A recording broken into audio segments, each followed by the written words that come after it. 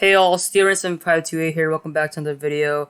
Today I'm doing a podcast with uh, a friend of mine online. His name is Comic Hero 7. He has his own YouTube channel. I'll be linking it to the description below.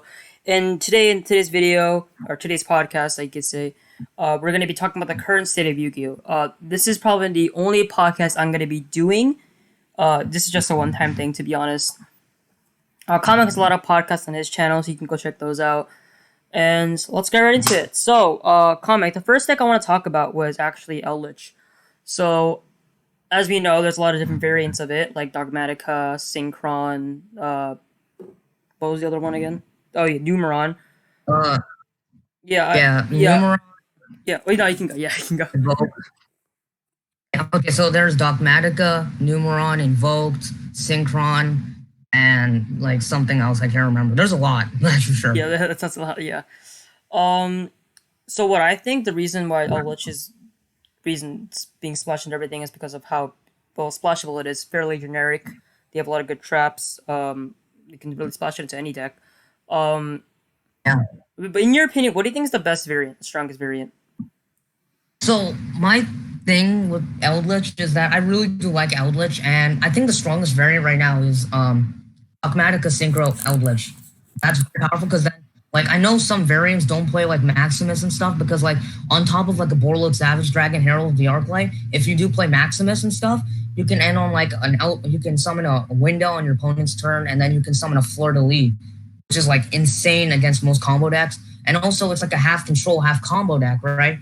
So if the combo portion fails, then you have the control portion to supplement the combo portion. And the great thing about that is that this deck doesn't care about hand traps. It doesn't care, all right? So that's why I think Dogmatica is the best deck right now. Best variant of Eldritch, probably is the best deck. But yeah, that's my thing on it.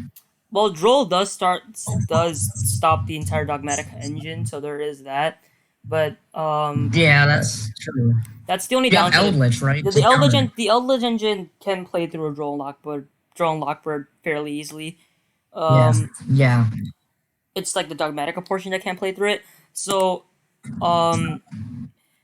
yeah. So Synchron Eldritch is kind of like it's been power crept already somehow. We don't. No, I wouldn't say I wouldn't say power crept because Synchro Eldritch just threw in the Dogmatica engine for more power. So I wouldn't say power crept. But like the Dogmatica version is just better than Synchro Eldritch by itself by far. Numeron Eldritch. If you looked at the no, yeah, I can go. Go ahead. No, you can go. I can go. Okay. So basically, my thing with that is that Synchro Eldritch is a very strong deck. With the Dogmatica cards in the deck, it's crazy. And there is obviously that pure Dogmatica Eldritch control type deck, that plays like all these control cards, right? But you have different you have these two variants, and I personally think that Synchro Dogmatica Eldritch is better because it has more explosive plays, right? It's able to on nastier boards than regular Dogmatica Eldritch, and it's able to have insane consistency behind it. Now, I don't underestimate the power of Dogmatica Eldritch. Like, without the synchro portion, that deck doesn't also care about hand traps, right? So that's my take on it. That's why I think Synchro Eldritch is good for now, but probably might get power crept by the newer stuff. Okay, on my side, I'm going to talk about the complete opposite side of the spectrum, which is the worst variant of Eldritch, which I think is, funny enough, Numeron Eldritch, because the deck doesn't do much. It really just makes 0 S0 and then passes. Maybe then again, that's almost every Numeron variant. I personally think Numeron is a very overhyped archetype, overhyped deck. People already stopped using it. Actually, funny enough, because they realize how bad it is. Because I think Numeron Eldritch is probably the worst variant just because of how it does basically nothing. And many decks can probably out-resource them, especially like decks like Striker or Altergeist. So like all these really bad decks can beat Numeron Eldritch. Like Numeron Eldritch is horrible. The more combo-heavy decks like Emancipator or Infernoble, even Infernoble too, they obviously are gonna struggle against S0 for a few turns, but they play like Imperms and all. Yeah, exactly. There's also that too. Yeah, they play a lot of hand traps to just get rid of S0 fairly easily. And also most rogue decks, funny enough, like I said before, Alter guys can just compulse it or something like that and just get rid of it that way. Uh, so there's that too. And the other thing is that they can't really do anything going second since it's Numeron. I mean, unless they played pure Numeron, which I think is a far better build. Funny enough, because they can OTK like stupid easily with just themselves. Yeah. I Also, honestly they can think, play really. yeah, I think the best way to play Numeron is just pure Numeron. To be honest, there, um, Yeah. just can just fill up the deck with a bunch of hand traps and just go second and just kill them for game. Second cards like Lightning Storm and stuff. Yeah, that too. Alright, so that's really fair for Eldritch. If okay, so comic. So if Starland Sanguine gets hit to one, how do you think how do you think Eldritch is going to stand? Like, how do you think they're going to be doing in the meta? So everybody has been floating around with this idea that Scarlet Sanguine going to one might affect the deck. My personal thing on that is that Scarlet Sanguine is a very good card in that deck, obviously, right? But if it gets hit to one, it reduces the power level, but to a slight degree, because well, you still have like the what else you have? You have the white Destiny one, right? And that pretty much almost it's kind of the same card, but not really. Obviously, Scarlet Sanguine is better. But Scarlet Sanguine going to one, I think, will affect the deck, but won't affect its performance. It might go down in representation a little bit. I still think Eldritch is pretty strong of a deck, even with one Scarlet Sanguine. Yeah, that makes sense. Next about Adamantipator. This deck I actually have a huge hatred for various reasons. Um, so yeah, I'm gonna kind of like ripping apart this deck because of how much I hate it. This might be kind of opinionated, but still. So Adamantipator is, in my opinion, probably one of the most poorly designed decks. Just being how generic the Adamantipator monsters are. The tuner monsters at least, since they can just like special summon basically any of their monsters in the deck, unless you whiff, but it's pretty unlikely. And Block Dragon exists, and because Block Dragon exists, and that card is broken. Like, it's borderline broken because you can just generate resources and just completely turn the head of the duel. You get hand trapped twice, 3 times, no worries. Block Dragon to the rescue, and you have your whole hand back, and you can just combo again and on 2 Navi negates and an IP Masquerena. Fun. Well, okay, so yeah, that's just me bashing on it, but yeah, I think Adamantipator is a very powerful deck. I'm gonna have to say the only downside of the deck is that it loses to a few floodgates. Like there can be only one, and hand traps. Summon limit. You summon limit too, yeah, because you summon a lot. And funny enough, Dimensional Barrier can also shut down the deck since they have to make synchros to even do anything at all. Yeah. But the deck still overall is very powerful since hand trapping the deck is pretty useless since they can just recover the resources fairly easily. Um, Yeah. Here's the thing though, if Block Dragon does get banned, uh, I don't think the deck's gonna see like. I think the deck's gonna see very little play since Block Dragon's a life stake of that entire deck. You can still do plays without it, obviously, but but with Block Dragon, it's able to play through hand traps. And without Block Dragon, that means they can't really play through hand traps anymore, which would probably severely hinder the potential and the power output of the deck in general. So yeah, that's my opinion on it. Comic, what do you think is gonna happen if they get Black Dragon banned? So the thing with Block Dragon is that card is like another really poorly designed card. And honestly, like my thing with Block Dragon is that you remember Block Dragon BA, right? Yeah, That was like a tier one deck or and tier power two. Block Dragon. And I think that Block Dragon it really just needed a really meta rock deck that just it needed a rock deck to show its power, and it definitely has shown its power. So without Block Dragon, Emancipator would be a respectable tier two, like probably top of tier two deck, because it's able to just go into a vast amount of advantage. You know, with the Emancipator cards being able to summon monster after monster after monster. Well, with they're still able to do that without Block Dragon, but Block Dragon allowed them, again, as you said, to play through more hand traps and play through disruption because it allows you to refill your hand with extenders and resources that allows you to continue extending your plays as well as setting up an even greater board. But with Hawk Dragon Band, I honestly think this deck would still be really good, but it would just be like it would just lose to like Nibiru and maybe not Nibiru because they still have Clockmere Guardian, but it would lose to a lot of disruption and they wouldn't have the correct extenders to facilitate more combo plays. So that's like my thing That's true, yeah. against it, you know.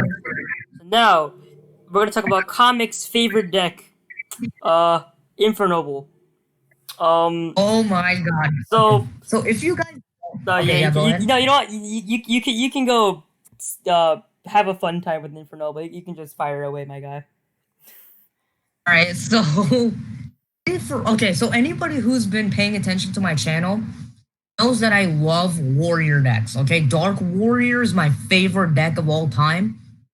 And you know, it kind of sucks right now, so that's why I am playing Infernoble Knight, and this deck is so underrated, man. This deck is just this is one of the most insanely underrated combo decks of this format. And I've been toying around with Infernoble Knight since like late May, and the deck is very powerful. Like the thing about this deck is that you have to be a really good pilot at the deck. You have to practice the deck a lot. Like if you're set on playing Infernoble Knight, you have to like religiously practice this deck because if you misplay, you're not going to be forgiven. Okay, they will just if you misplay, if you let summon the wrong thing off sold, if you do something wrong with this deck, you will get punished for it. It will show you no mercy. That's why you have to learn the deck in and out. And this deck also, like another reason why I love this deck is that the creativity ceiling of this deck.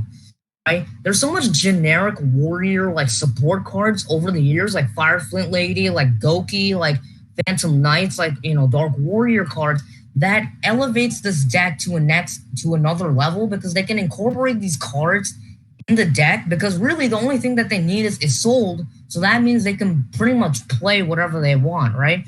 Like they can play a Dark Warrior engine with like Armageddon Knight and Boots or Mallees. They can play a Goki engine, which a deck profile is coming soon on my channel, by the way. They can play the Phantom Knight engine, which gets more negates on the board with like Fogblade and stuff.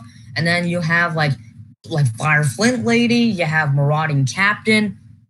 All these really good generic warrior support cards allows this deck to just go to the next level. Now, obviously, a lot of people think that first looking at this deck, oh, this deck loses to one hand trap, right? Imperming the soul.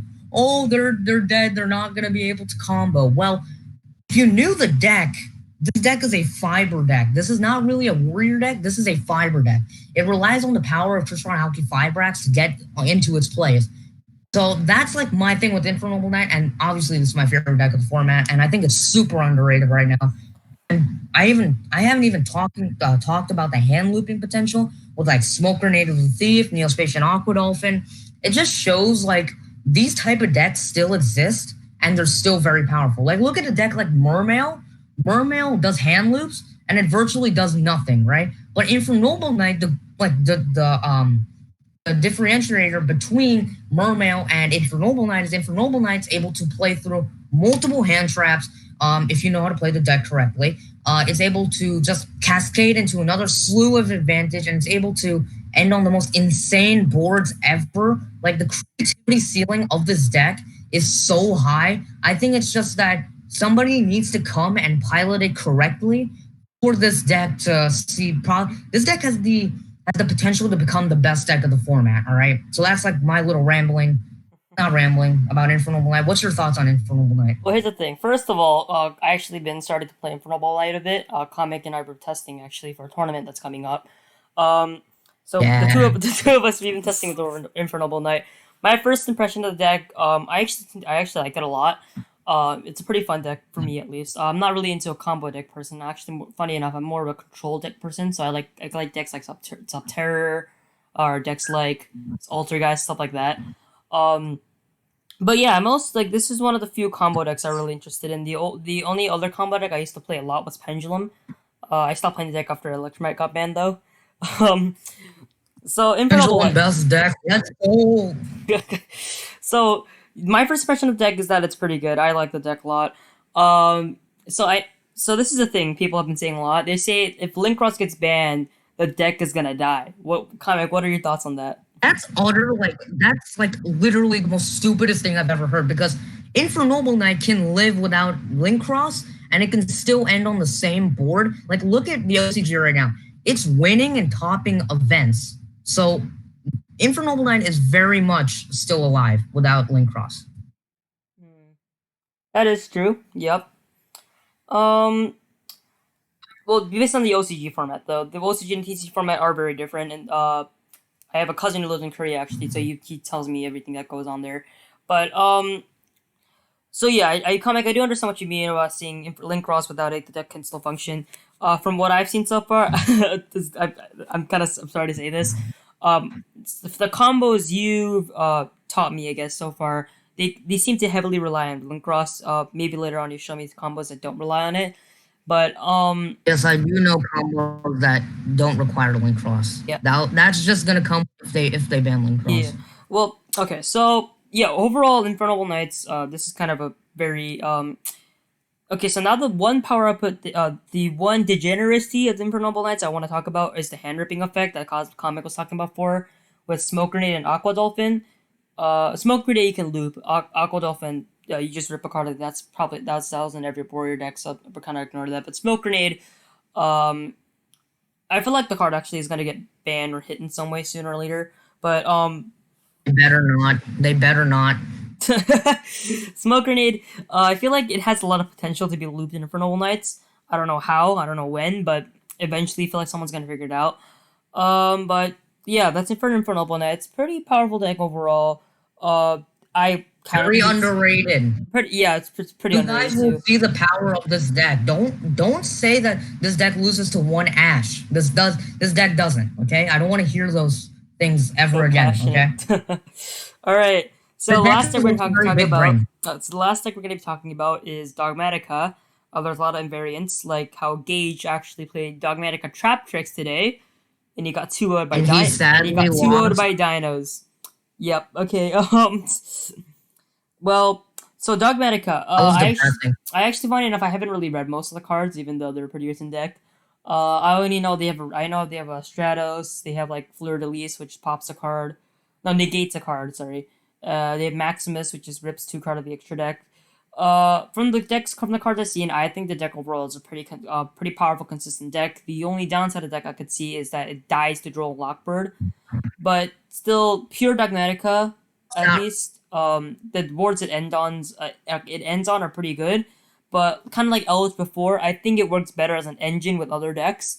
So that's why Eldritch Dogmatica is a very powerful variant of the deck. Um, there's also Necross Dogmatica, which can end on Unicorn plus Window, which is a very powerful board. So overall, I think the deck is just a pretty slow, control but also a very powerful deck.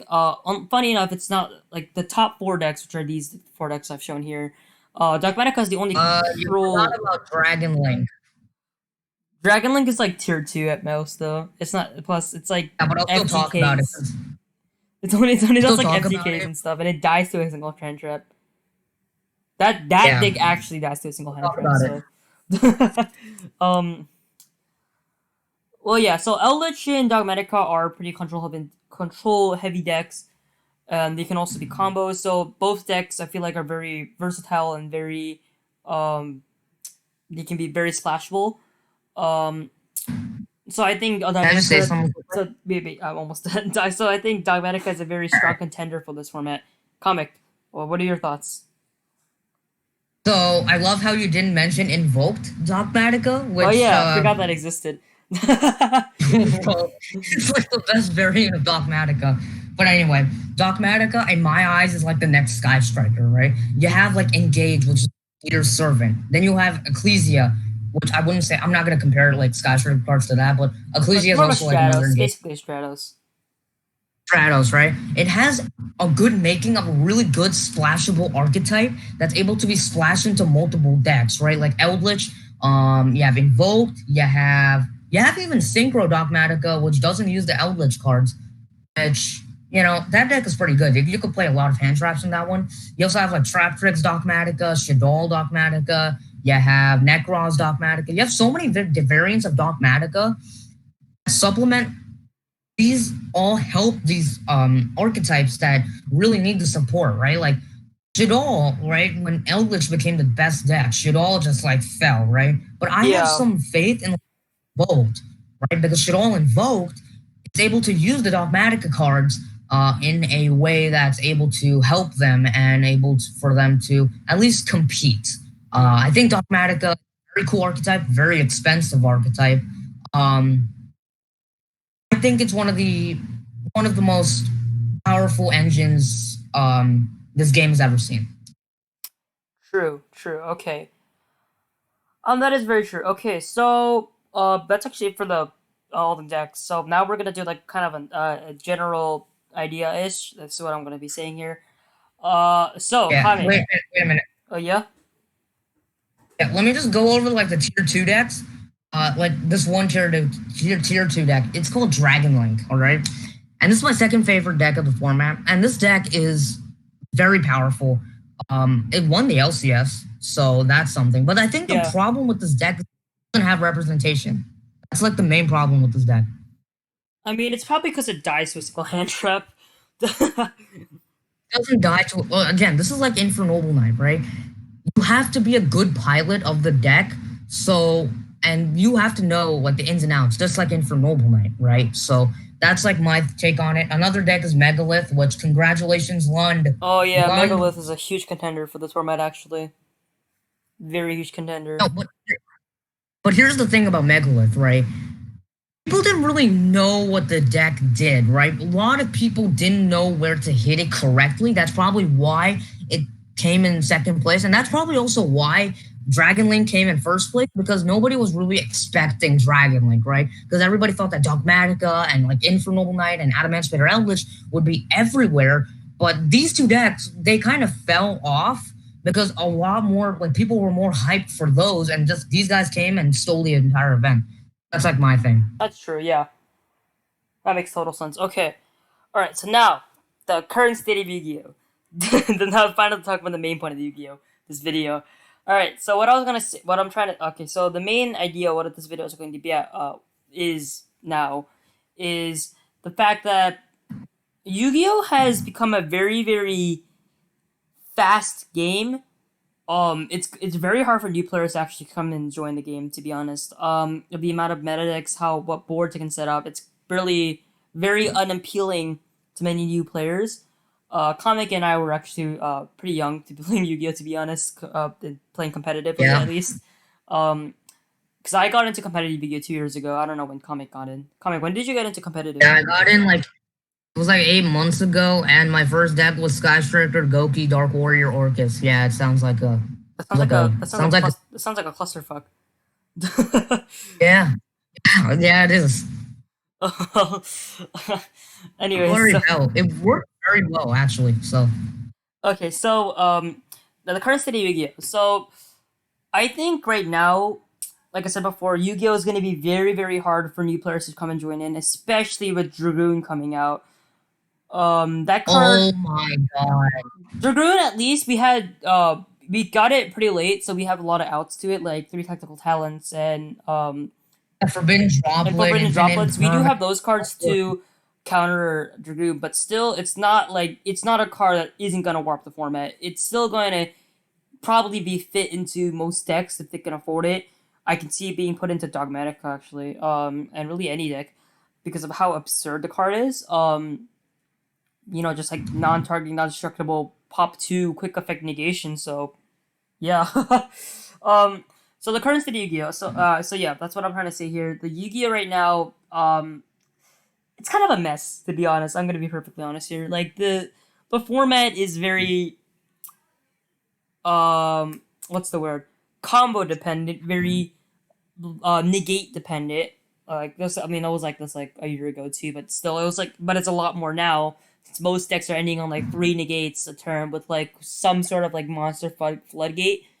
Um, so yeah, there's that, and with Dragoon coming out too, which just gives it another negate and just destruction on their opponent's turn. So it's gonna be very hard for old decks or just rogue decks in general to catch up. Like heroes, maybe like for example, like yeah, like heroes, Sky Striker, Um, I Sky Sugar especially because the Dragoon coming out, they're not going to be able to really out the card since they all target. So my final thoughts is that Yu-Gi-Oh, much as I like the game, it's in a very bad spot right now. Seeing how all the cards are extremely expensive, like Renaud's are like $30, and you need three of them. Researchers are 50. You need I three of mean, them. Infernobleman is pretty much like the cheapest deck out of the meta decks. So Honestly, yeah, and Dogmatic has like $400 for the entire deck. So yeah, pretty bad. And staples are also extremely expensive, with the two outs that I mentioned for a Dragoon being $90 and $80 respectively, which is not very friendly. affordable. Not affordable.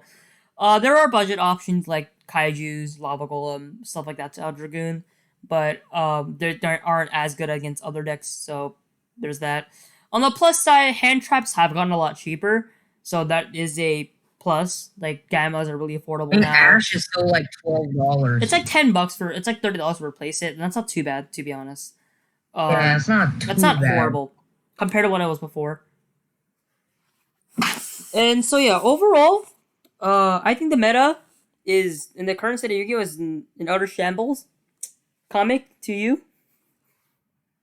I actually have the argument that Yu-Gi-Oh right now, while it is really like fast and really hard for new players to get in, I think it's really good. Now, obviously, people are like, "Oh, it's a stale format. It's like it's spellbook, goes down to Dragon Ruler format." No, see, here's the thing with that. Okay, the meta before Rise of the Duelists was pretty stale, right? You Yeah, had it so was much really degeneration. linear. It was, yep.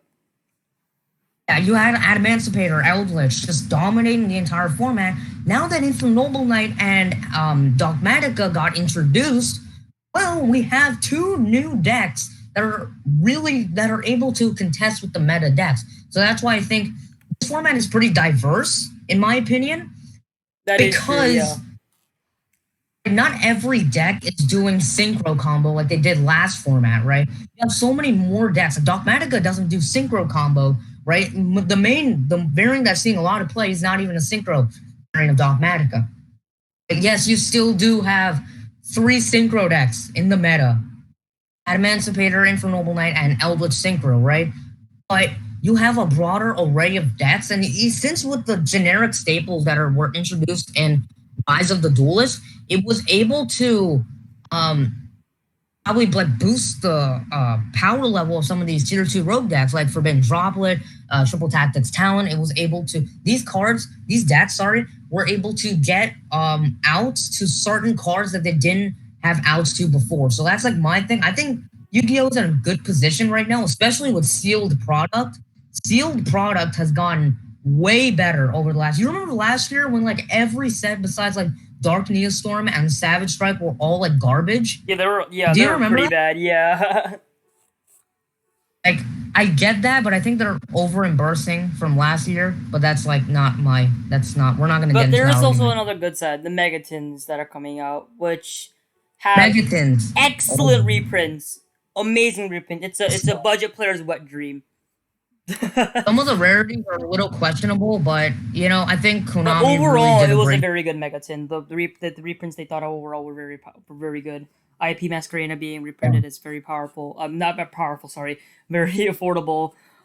Savage Dragon, Extravagance for the third time, which is nice. Um, Appaloosa. yeah, Apollosa. I'm surprised they didn't reprint Boral Sword again. Funny enough. um, What? I said I was surprised it didn't reprint Boral Sword again because I reprinted like 4 times Why and would no, just it why was would they reprint no, I know, Bolt I know. I'm Sword? just saying it's funny because like they reprinted it 4 times. It was just a joke. Anyways, Um, anyways, Okay, there was actually one bad thing in Yu-Gi-Oh in 2020. Not like early 2020, where like Spiral and Lunalight and those type of oh decks my were god, I hated like that that format. format. I love that format, by the way. But after that, Yu-Gi-Oh, the ban list has become a problem. Like everybody's like, everybody's like, oh, this ban list sucks. They hit my favorite deck. Now, argument, they're not even hitting anything. Right? Oh yeah, That's that the is new true. argument. That is true. Yes. Right? So After the that ban January list. ban list, like all the ban lists are kind of bad. Yeah, after that, like June ban list was like a disappointment. This next ban list, while I don't think a lot of cards will get banned, this ban list better have a lot of cards unlimited to bring in some new competition into the meta. Yeah, I low key want to see the Jin back, just to see how that pure Necross Bro, goes. bro, Yeah, I that's want Rusty it'd Barge be funny. back. Here's the thing, Bardiche is a very broken card, but also they're probably gonna bring it back because of the new Phantom Rage set. So yeah. Just limit Fogblade and ban rank up Magic. I know a lot of people like, are you dumb? But Oh yeah, that whatever. does work. Yeah. That does work. Yeah. Well, comic. Thanks for I joining also want me. Oh, were you gonna say something? I also want Harp. I also want Harp to 1, and then I'm good. Oh, yeah, I And get that. Destru- Yeah, Orchid. Yeah, I want to see some Orchis actually. Funny enough. Yeah. Well, and Destrudo and Master Plan. I'm done. master plan. Ew. Bro. Anyways, comic. Thanks for joining me in the podcast today. Uh, check out his channel, guys, and thanks for watching. Yeah, it was a pleasure to be with you. Yeah, all right. Yep. Always like, comment, subscribe, stay safe. Yep. Bye.